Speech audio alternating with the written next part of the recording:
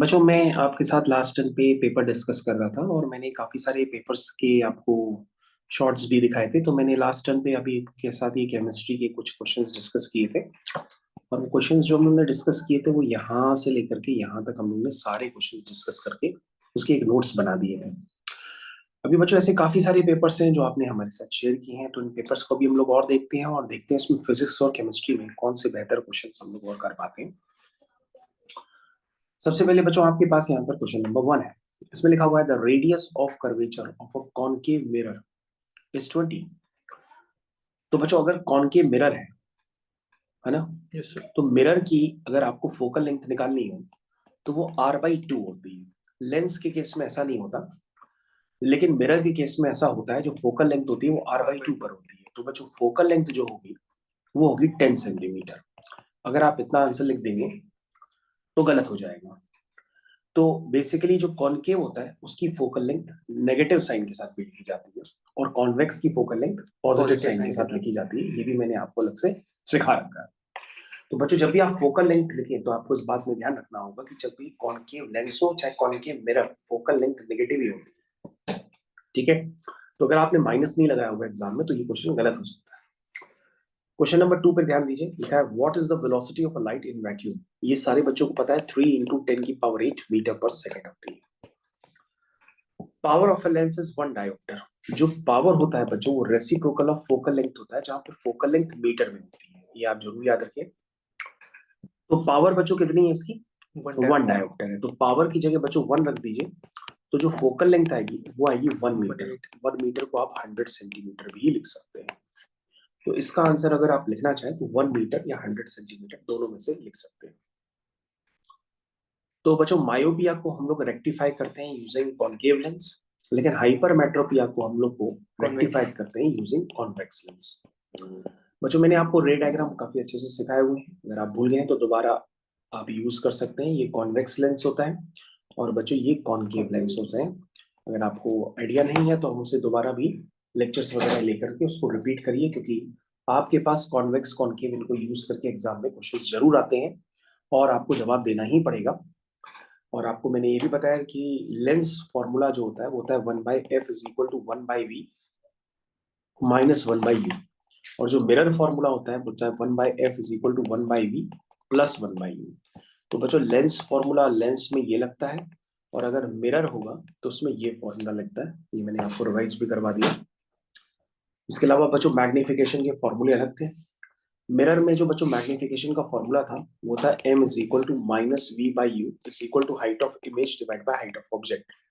और जो लेंस में मैग्निफिकेशन का फॉर्मूला था वो था v/u is equal to hi/h। ये बच्चों आपको याद रखना पड़ेगा। ओके, तो बच्चों आपको देखिए क्या लिखा हुआ है, लिखा है far point of a normal eye is situated as. बच्चों फार पॉइंट क्या होता है? इन्फिनिटी होता है। क्या होता है? Infinity. Give the unit of the current. Unit of current होती है बच्चों एम्पियर। ये वो बहुत बार बता चुके हैं, इसको कैपिटल ए से रिप्रेजेंट करते हैं। यूनिट ऑफ चार्ज होती है बच्चों कूलम। तो कूलम को बच्चों कैपिटल सी से भी रिप्रेजेंट करते हैं। What is Ohm's law? Ohm's law होता है V is directly proportional to I, that means V is equal to IR। तो बच्चों जैसे आप V is equal to IR लिखते हैं मतलब V is directly proportional to I लिखेगा, प्रोपोर्शनलिटी हटा के कांस्टेंट लगा देते हैं जिसका नाम होता है R, जिसको हम लोग कहते हैं रेजिस्टेंस। तो बन जाता है V is equal to IR। What is potential difference? ये भी मैंने बताया था, work done per unit charge is known as potential difference और उसकी यूनिट होती है ऐसा यूनिट वोल्ट। क्या होती है? वोल्ट। मायोपिया बेसिकली एक शॉर्ट साइडनेस टाइप का कोर्स। मायोपिया बेसिकली क्या होता है? लॉन्ग साइडनेस को हम लोग कहते हैं। जैसे मतलब डिस्टेंस इसका एक और नाम भी होता है, जैसे हाइपरमेट्रोपिया को शॉर्ट साइडनेस कहते हैं, मायोपिया को लॉन्ग साइडनेस साइटेडनेस। मतलब ये सब दूसरे नाम होते हैं, भले आप दूसरे नाम भूल जाइए। आप ऐसे याद रखिए कि मायोपिया का मतलब होता है कि उसमें पास की चीजें साफ दिखाई देती है, दूर की चीजें साफ नहीं दिखाई देती है, और उसको दूर करने के लिए इसको हम यूज करते हैं कॉनकेव लेंस।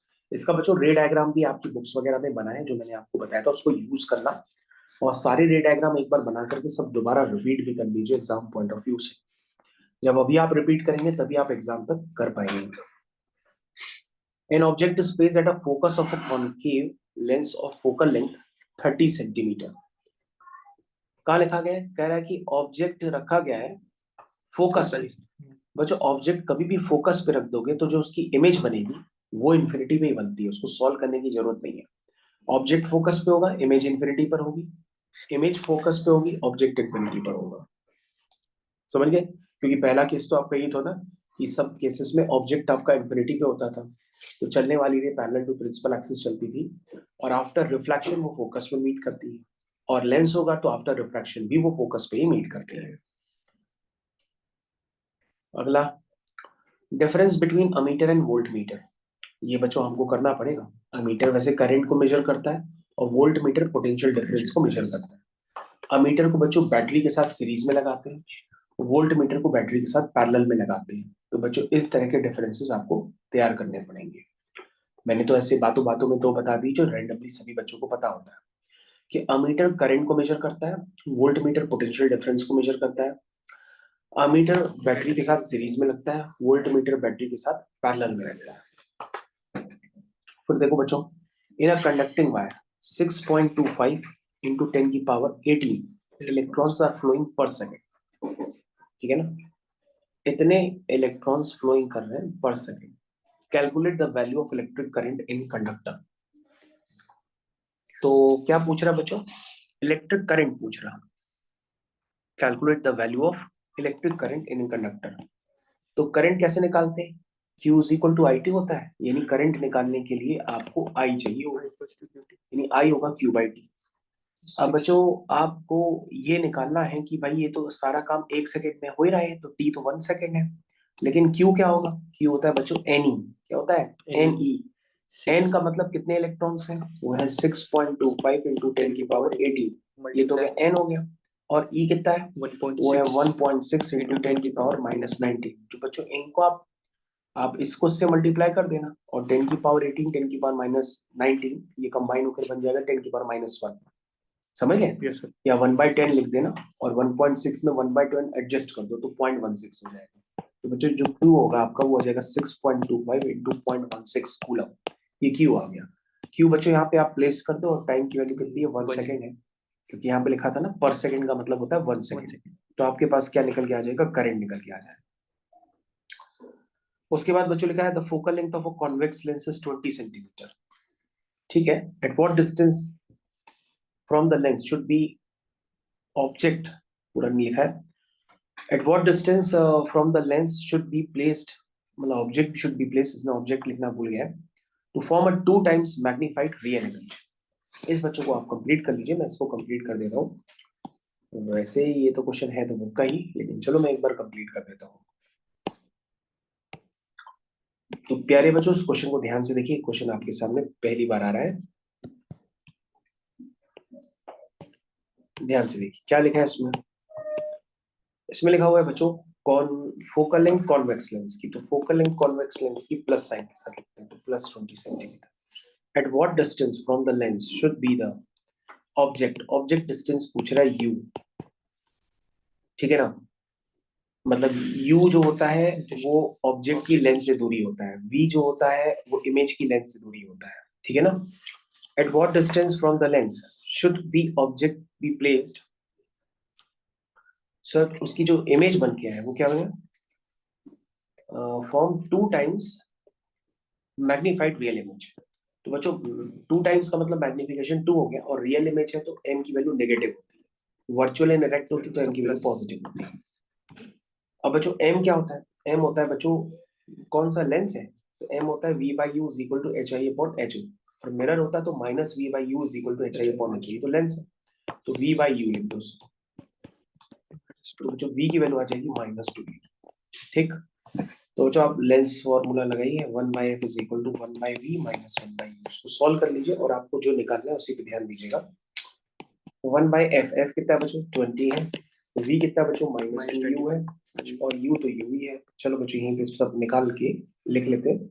इस माइनस को बच्चों ऊपर लगा दो, कंफ्यूजन होगा नहीं तो ऐसे। तो 1/20 इज इक्वल टू बच्चों 2u एलसीएम आ जाएगा, ऊपर आएगा -1 और ऊपर आ जाएगा -2। ठीक है, यस सर। तो ये हो जाएगा बच्चों -3/2u इज इक्वल टू 1/20, तो हो जाएगा माइनस का 60 इज इक्वल टू 2u। यानी u कितना हो जाएगा माइनस का 30। ये बच्चों u आ गया, ठीक है ना।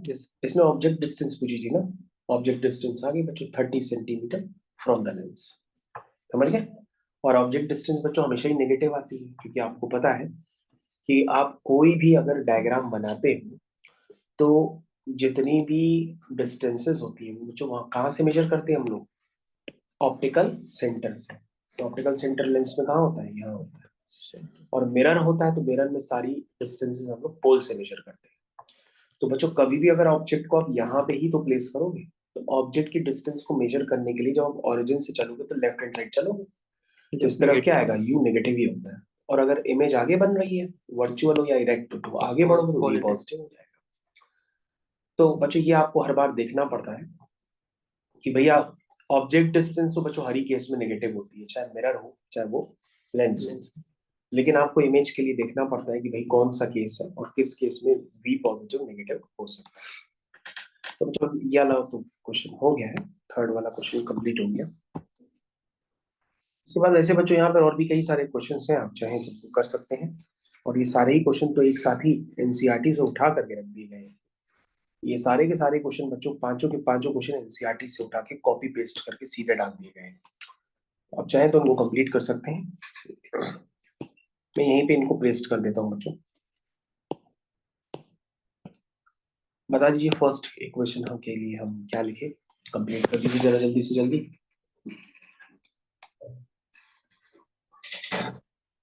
बताइए क्या आएगा। AlOH, aluminium hydroxide. तो बच्चों ये एल्यूमिनियम होता है, ये हाइड्रोक्साइड होता है। एल्यूमिनियम की 3 होती है, हाइड्रोक्साइड की 1 होती है। तो एल्यूमिनियम हाइड्रोक्साइड बना AlOH का whole thrice. React with sulphuric acid यानी कि H2SO4। रिएक्शन को कंप्लीट करो बच्चों, क्या मिलेगा, एल्यूमिनियम को सल्फेट मिलेगा। तो बच्चों एल्यूमिनियम को अगर सल्फेट मिलता है तो एल्यूमिनियम की 3 होती है, सल्फेट की 2 होती है, तो बनेगा Al2SO4 का होल थ्राइस। और बच्चों H और OH मिलकर के वाटर ही बनाएंगे, तो ये बन गया। अब बच्चों रिएक्शन आपको खुद से बैलेंस करनी है, सो आप कर लीजिएगा। 2 एल्यूमिनियम यहाँ दिख रहे हैं तो 2 एल्यूमिनियम यहाँ, 3 सल्फेट यहाँ दिख रहे हैं तो 3 सल्फेट यहाँ, समझ में आया। तो एल्यूमिनियम और सल्फेट तो बैलेंस हो गया। अब बच्चों आपको करना है हाइड्रोजन। तो बच्चों अगर आप ध्यान से देखेंगे तो 3 दूनी 6 हाइड्रोजन और 3 दूनी 6 हाइड्रोजन, 6 6 12 हाइड्रोजन है, तो आप यहाँ पे 6 मल्टीप्लाई कर दीजिए, बाकी सब ऑटोमेटिकली बैलेंस हो गया, ठीक है ना, क्योंकि 6 ऑक्सीजन भी है तो रिएक्शन पूरी बच्चों बैलेंस हो गई। वैलेंसी वगैरह बच्चों पता होनी चाहिए, नहीं पता है तो आप उनको याद करिए, बार बार मैंने कहा है। तो ये पार्ट आपका कंप्लीट हो गया, बी पार्ट की तरफ बढ़ते हैं।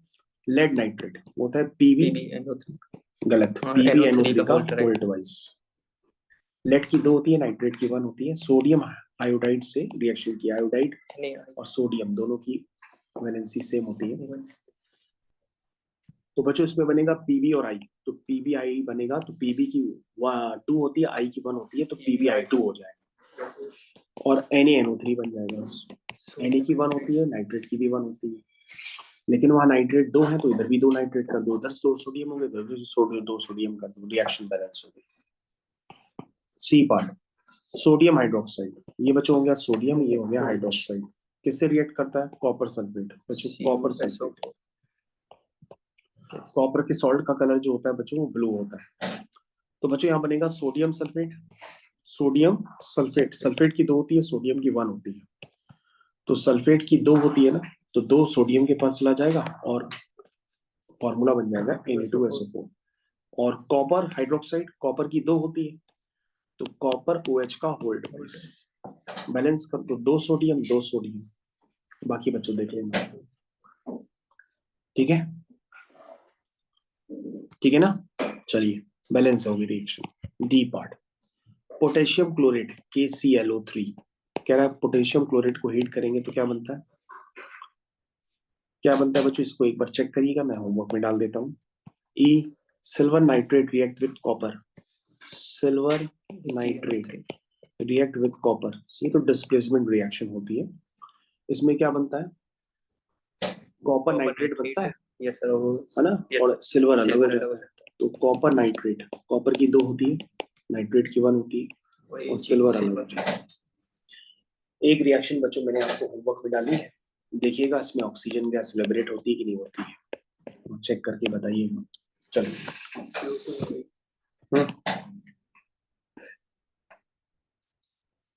तो बच्चों इसी तरह की और भी रिएक्शंस हैं। ये सारी रिएक्शन बच्चों एनसीईआरटी से ही कॉपी करके डाली जा रही है, तो आप इनको सफलतापूर्वक लगाइए, ठीक है।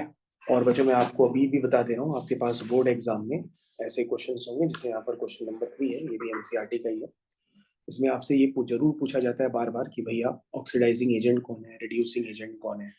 इसके मैंने पूरे पूरे वीडियो सॉल्यूशन एक्सरसाइज के बना रखे केमिकल रिएक्शन एंड इक्वेशंस में, तो आप उसको जरूर से जरूर कंप्लीट कर लें। बाय द वे अभी मैं इस क्वेश्चन को तो कर ही देता हूँ आपके लिए, तो आप दोबारा सीख लीजिए। क्या लिखा हुआ है इसमें?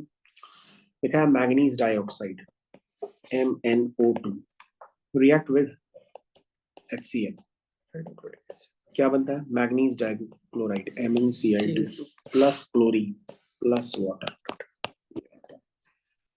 रिएक्शन को कंप्लीट करते हैं। 2 Cl इधर है तो 2 Cl इधर होगा, नहीं 2 Cl का है बच्चों, राइट हैंड साइड में 4 Cl है तो 4।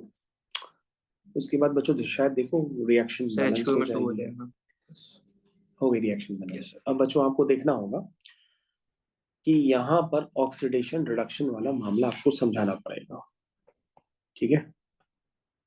ऑक्सीडेशन रिडक्शन वाला बच्चों मामला आपको समझाना पड़ेगा। सर ये रिड्यूसिंग एजेंट MnO2। चलो सबसे पहले देखते हैं बच्चों क्या है। बच्चों यहाँ पे Mn की ऑक्सीडेशन स्टेट निकाल लो, अगर निकालोगे और नहीं आती है तो निकालना सीख लो। Mn की x मान लो, एक ऑक्सीजन की -2 होती है तो 2 की हो जाएगी 2 × -2 = 0, तो x की वैल्यू आएगी 4। बच्चों इसकी ऑक्सीडेशन स्टेट है 4। और यहाँ पे निकालोगे तो Mn की x मान लो, एक क्लोरीन की -1 होती है तो x की वैल्यू आ जाएगी +2, यहाँ पे +2 है, ऐसे भी देख सकते हो। कभी भी बच्चों लेफ्ट से राइट देखो, कभी भी हम लेफ्ट से राइट अगर जाते हैं अगर ऑक्सीडेशन स्टेट कम होती है तो समझ लो रिडक्शन होता है। और वैसे बच्चों की रिडक्शन, क्योंकि यहाँ पर पहले इसके पास ऑक्सीजन था, अब यहाँ पे रिमूवल ऑफ ऑक्सीजन होता है, रिमूवल ऑफ ऑक्सीजन भी रिडक्शन ही होता है। तो बच्चों MnO2 रिड्यूस हुआ है, किसमें रिड्यूस हुआ है? MnCl2। मेरी लैंग्वेज ध्यान से सुनिएगा, MnO2 reduces to form MnCl2, ठीक है। तो अपने आप नहीं हो रहा, उसके बगल वाला करा रहा है, तो ये कौन है? Reducing agent. और ये ऑटोमेटिक क्या बन जाएगा? Oxidising agent. तो बच्चों याद रखना होगा कि MnO2 reduces to form MnCl2। और बच्चों अगर आप यहाँ पे देखेंगे कि यहाँ पे Cl की ऑक्सीडेशन स्टेट -1 होती है और जो एलिमेंट फ्री होते हैं उनकी ऑक्सीडेशन स्टेट 0 होती है, किसी के साथ कंबाइन नहीं करते हैं ना तो 0 होती है। और वैसे भी देख लो बच्चों, यहाँ पे रिमूवल ऑफ हाइड्रोजन हो रहा है भाई, रिमूवल ऑफ हाइड्रोजन। हाइड्रोजन का अगर गेन होता तो रिडक्शन होता है ना, यहाँ पे हाइड्रोजन रिमूव कर रहा है तो उसका मतलब ये क्या है? ऑक्सीडेशन है ना। ये क्या है बच्चों? ऑक्सीडेशन ही है। और ऑक्सीडेशन का मतलब क्या हुआ भाई? एडिशन ऑफ ऑक्सीजन और removal of hydrogen. Addition of oxygen, removal of hydrogen, ये दोनों ही ऑक्सीडेशन होते हैं, ठीक है। चलिए भाई, तो यहाँ पर बच्चों ऑक्सीडेशन हो रहा था, यानी HCl oxidises to form Cl2। चलो अब आंसर निकालो। Which compound undergoes oxidation? तो ऑक्सीडेशन कौन कर रहा है भाई? HCl, ठीक। Which compound undergoes reduction? MnO2। Name the oxidising agent MnO2। Name the reducing agent HCl। Question complete हो गया। आगे समझ में? तो मेरे ख्याल से आप लोगों को बच्चों समझ में आ गया होगा। बच्चों इसके अलावा आपको अपने घर पे जाकर के ब्लास्ट फर्नेस का नीट एंड क्लीन डायग्राम बनाना है। और ब्लास्ट फर्नेस जब बनाएंगे तो बनाते समय उसमें आप ध्यान से देखिएगा रिएक्शंस भी लिखी हुई है, उन रिएक्शंस को आपको 2-3 बार लिख के कंप्लीट करना है घर पे भी, तब जाकर फाइनली आप एग्जाम में बना पाएंगे। तो बच्चों मैंने अभी आपके साथ ये पेपर में फिजिक्स और केमिस्ट्री वाला पार्ट जो था वो डिस्कस किया। Thank you.